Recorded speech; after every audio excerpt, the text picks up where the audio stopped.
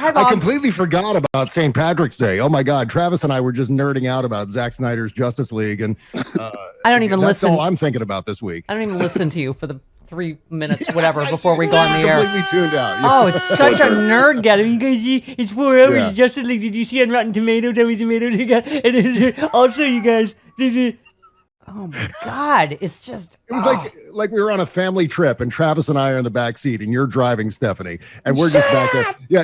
Yeah, you and Stephanie and Sean are in the front seat. All right, what's going on back there? Ladies, what's wrong with our boys? Ladies, I have to warn you. If you just look at the pretty eye candy Bob Cesca pictures on Instagram, and it's super pissed off bouncer guy, he looks like the meanest. Like studliest, just like badass in the world. Just do not listen to the show and find out what a nerd he is, because it's just right when he starts talking, you're like, no, don't speak, don't speak. Yeah, you're perfect, Bob, just the way you are. I wish Justice Week was longer. How come it's only 4 hours? No, don't speak. Don't speak. Don't speak. No, silence. Yes, Bob. Yes, we are trying like hell to make sure people realize that we're not virgins anymore. Seriously. You are 40. Definitely not. You are 40. You are 40. Like one. You're 40-year-old version, other than the fact that you have your brains out in the refrigerator with Kimberly Johnson every day. That's right. Right. Yeah, okay. Yeah. But that doesn't count because it's in the refrigerator. That's the other rule. I have no idea what that even means. I don't know either. Okay. Yeah. But there is like Fight Club. There is not significant shrinkage involved from what Kimberly tells me. That's not important now, Bob. Let's just move on. That you said a really smart thing right before we started. You said, the two major stories of the day yesterday, even though we think we're done with Trump, they're still Trump, right? The anti-Asian, I absolutely put entirely at his doorstep. We did not have 150% rise in Asian attacks in this country until Donald Trump started calling it the China virus and Kung Flu and whatever else, right? I mean, and the Russia story. And by the way, speaking of the anti-Asian attacks, the other thing he kept saying is China's helping Joe Biden. Ooh, China Joe, and China's helping Biden, right? And here we go. And then the ODNI report comes out and says that never happened. China did not interfere in any way. They were thinking about it, but they didn't. They didn't actually do it.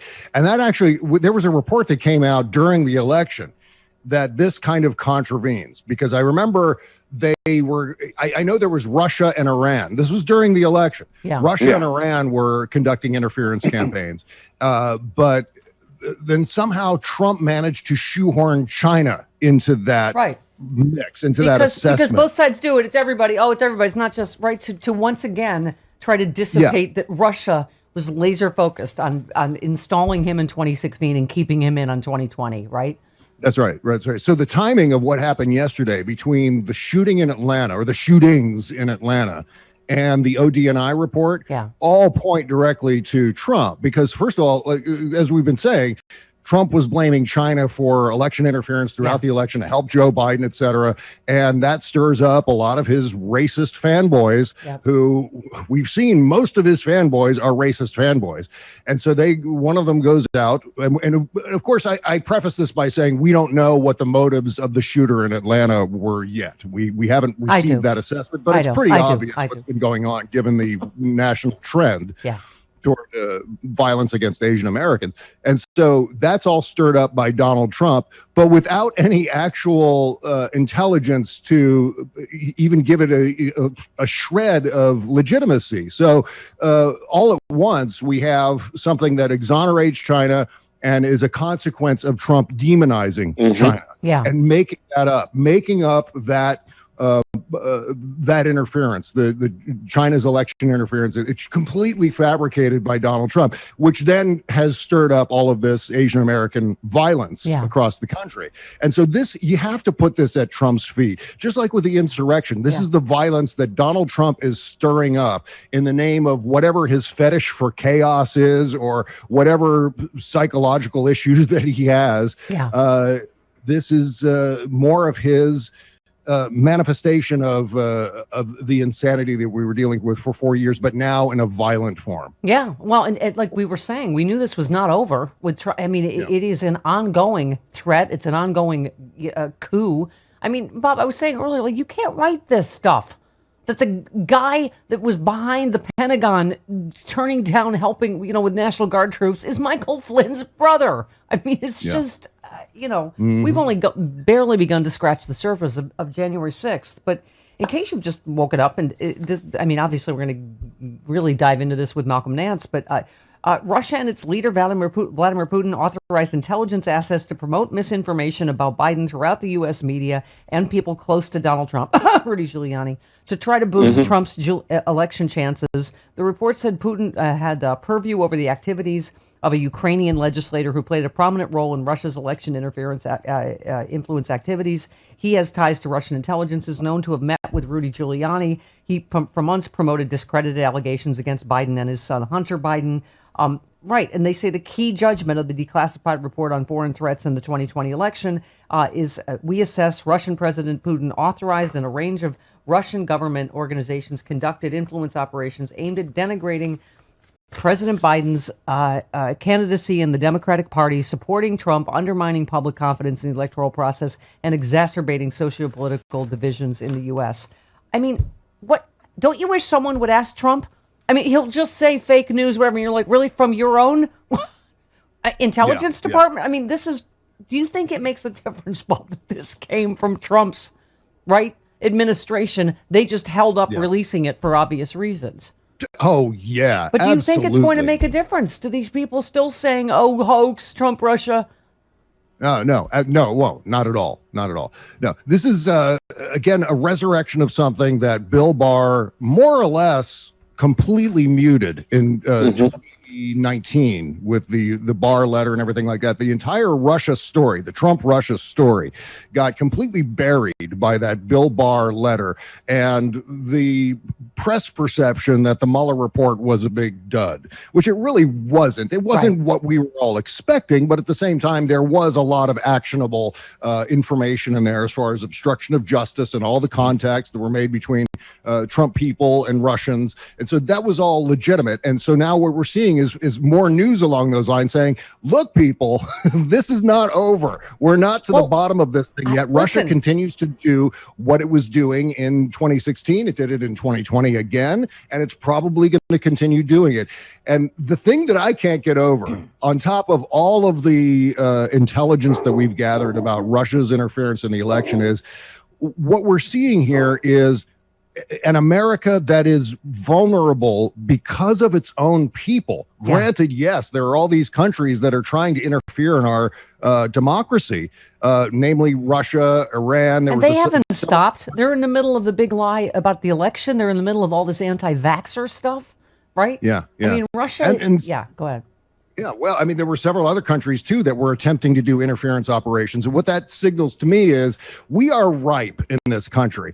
And how shameful is it that Americans have become so deluded, so entitled, so unable to digest information received through the internet that we've become susceptible because of our own idiocy, our own inability to look at information on our Facebook page and decide accurately what is worth retaining and what is worth rejecting. And that's a really sad assessment. It's more, I see these Russia reports and all these things coming out from the intelligence community, and I think it's really a statement not on these foreign countries, but on the susceptibility of Americans to trickery. Yes. And how shameful. How shameful that we let that happen. By the way, you gave me a good, I'm so excited that I was able to fish out all my resistance t-shirts, realizing we're still the resistance against the awfulness and cruelty and misogyny and racism and hatred of the Republican Party. I'm sorry, they encapsulate Donald Trump still. But I just realized, too, you're right. I can now also fish out all my Mueller time shirts as well. Because I'm telling you, don't you think this new information, Bob, puts further pressure on Merrick Garland and the Department of Justice to prosecute what was in the Mueller report, the 10 counts of obstruction of justice? There's Konstantin Kilimnik again in 2020. The FBI has just hugely upped the reward for Konstantin Kilimnik because, he's right in the middle of 2020 now, just like he was in the middle of 2016. And I don't see how you avoid the obvious crimes that happened, in regards to 2016 and the Mueller report in terms of at least 10 counts of obstruction of justice, and then a through line and some of the same characters, right? Whether it's, Rudy Giuliani, Paul Manafort, whatever, right? Right. Remember, Donald Trump pardoned Paul Manafort. And who was Paul Manafort meeting with perpetually throughout the 2016 campaign? Konstantin Kilimnik. Konstantin Kilimnik is all over the 2016 influence operations and the links between Russia and Trump. You remember, Konstantin Kilimnik was Manafort's man in Kyiv. He was the guy in Ukraine who was serving as a go-between between Paul Manafort and Oleg Deripaska. The Manafort shared polling data for the swing states that Trump eked out a teeny tiny victory in. Right, yes. And the fact that this continued on 4 years after it was originally detected in 2016, continued on in 2020, that says a world of damning information about the Donald Trump administration, because they just let it go. Here, more.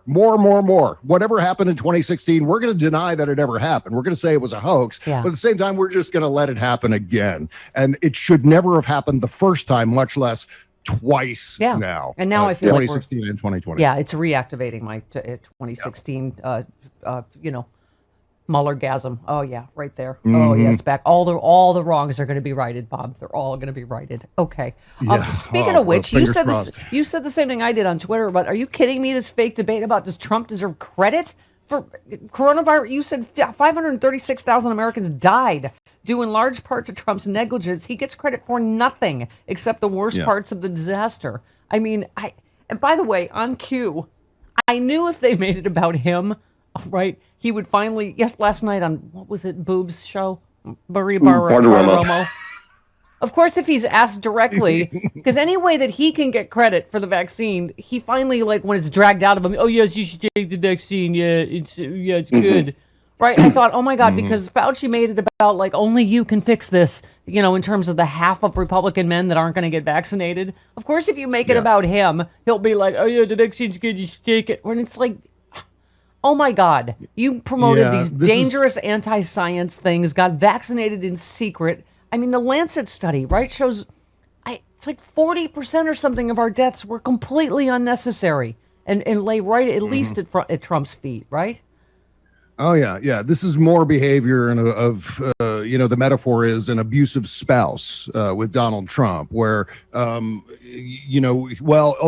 he's paying for school lunch. He's giving the kids money for their lunches. So I guess all the abuse that happens all around that is okay. He's like, there's in this case with Donald Trump, it's, he started Operation Warp Speed. So I guess he gets all the credit for everything that's happened since then, even though we know that all the terrible things are entirely his fault. Right. The majority of the deaths from COVID were his fault, and the incompetence and the entitlement and the insurrections that he instigated almost a year ago with Liberate Michigan and Liberate Virginia, all entirely his fault. But because he did this one little thing, it's just like, well, at least he bought me a diamond ring. I guess he's not all that bad. It's just like that kind of justification where just because there's this one little teeny tiny thing does not overshadow anything else, does not negate the terribleness that he was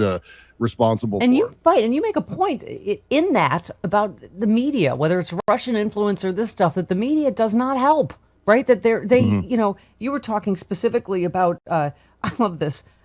Mike Allen says Cuomo's situation is becoming a crisis for Joe Biden.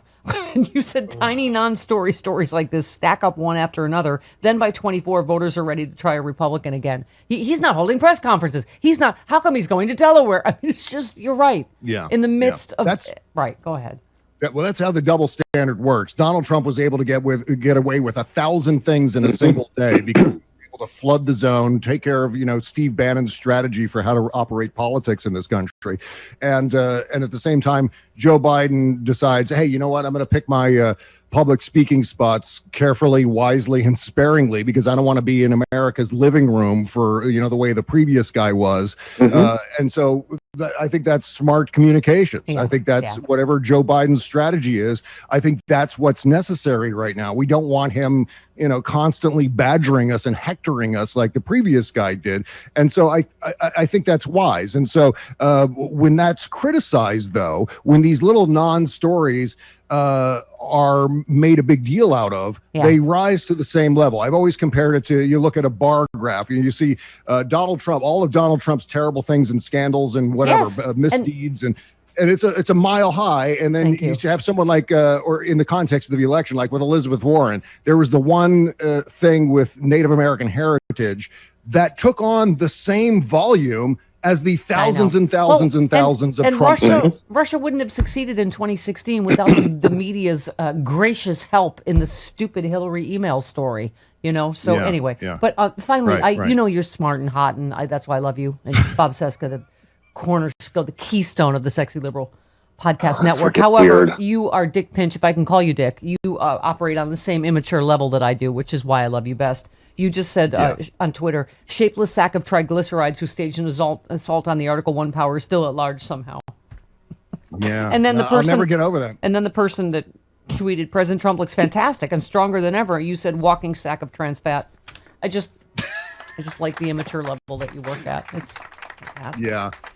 He's just a bag of goop. That's all it is. Just a random collection of fat and dumbness, all in a giant cellophane sack. It's a wreck, and everyone's talking about everyone on the Trump train. All of the Trump fanboys, all the red hats are going, "Oh, look how great shape he is!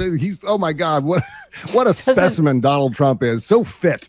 I said that yesterday, Bob. He's like our favorite Alex Jones thing, where he looks exactly the same in the before and after weight loss thing, but he's a different color. That's Trump. He's just not in the orange makeup, but he's exactly the same.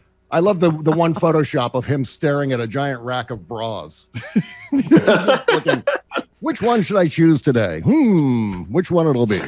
And right. It's the serious point there, though, is that it's amazing to me that now he's instigated an insurrection, not only one, but several insurrections against state capitals, certainly against Congress. He's also now instigating violence against Asian Americans, and he's still walking around, living at a country club, doing public events, talking about Sarah Huckabee Sanders and campaigning for Lara Trump.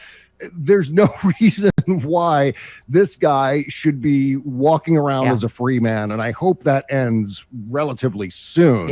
And hopefully Merrick Garland will help with that process.